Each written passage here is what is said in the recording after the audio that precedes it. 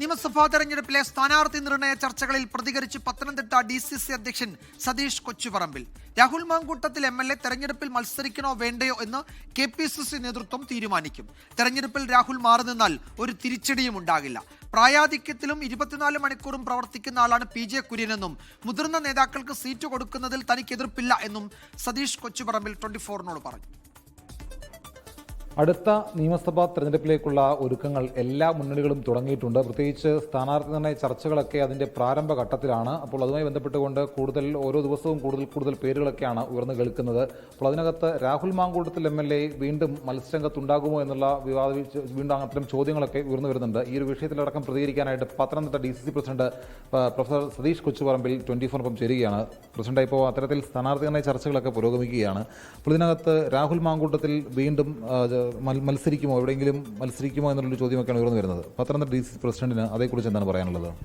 രാഹുൽ മാങ്കൂട്ടത്തിൽ മത്സരിക്കണോ വേണ്ടയോ എന്ന് തീരുമാനിക്കുന്ന ആളല്ല ഞാൻ ജില്ലാ കോൺഗ്രസ് കമ്മിറ്റിയുടെ അധ്യക്ഷനാണ്.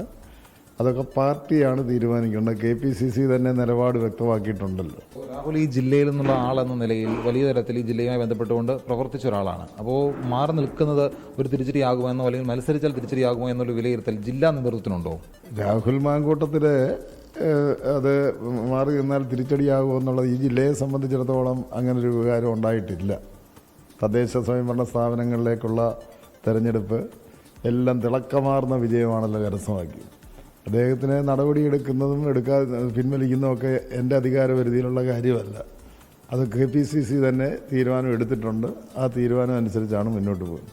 ഇതിനകത്ത് PJ കുര്യനടക്കമുള്ള ജില്ലയിൽ നിന്നുള്ള മുതിർന്ന നേതാക്കൾ മത്സരരംഗത്തേക്ക് വരണമെന്ന് ഒരു വിഭാഗം ആവശ്യപ്പെടുമ്പോൾ അദ്ദേഹത്തിനെതിരെ UDF പേര് തന്നെ പോസ്റ്ററുകൾ ജില്ലയിൽ പലയിടത്തായിട്ട് പ്രത്യക്ഷപ്പെടുകയാണ്. അപ്പോൾ PJ കുര്യൻ മത്സരരംഗത്തേക്ക് വരണം എന്നൊരു താല്പര്യം DCC പ്രസിഡന്റിനുണ്ടോ? PJ കുര്യൻ സാർ ഈ ജില്ലയിലെ ഒരു അഭിമാനമാണ്. ദേശീയ രാഷ്ട്രീയത്തിന് സംഭാവന ചെയ്ത ആളാണ്. ഞാൻ പറഞ്ഞല്ലോ, മുതിർന്നവർക്കും യുവാക്കൾക്കും വനിതകൾക്കും എല്ലാം പ്രാതിനിധ്യം കൊടുക്കുന്നതിലൊന്നും പ്രസിഡന്റ് എന്നുള്ളതിന് ഞങ്ങൾ ആരും എതിരല്ല. പ്രത്യേകിച്ച് PJ കുര്യൻ സാറ് ഈ ജില്ലയിൽ കോൺഗ്രസ് പാർട്ടിക്ക് വേണ്ടി അദ്ദേഹം 24 മണി ഇപ്പോഴും പ്രായം പോലും ഇതില്ലാതെ അദ്ദേഹം ഇപ്പോഴും പാർട്ടി പരിപാടികൾക്കെല്ലാം പ്രായാധിക്യം മറന്നുകൊണ്ട് തന്നെ പ്രവർത്തിക്കുന്നതാണ്.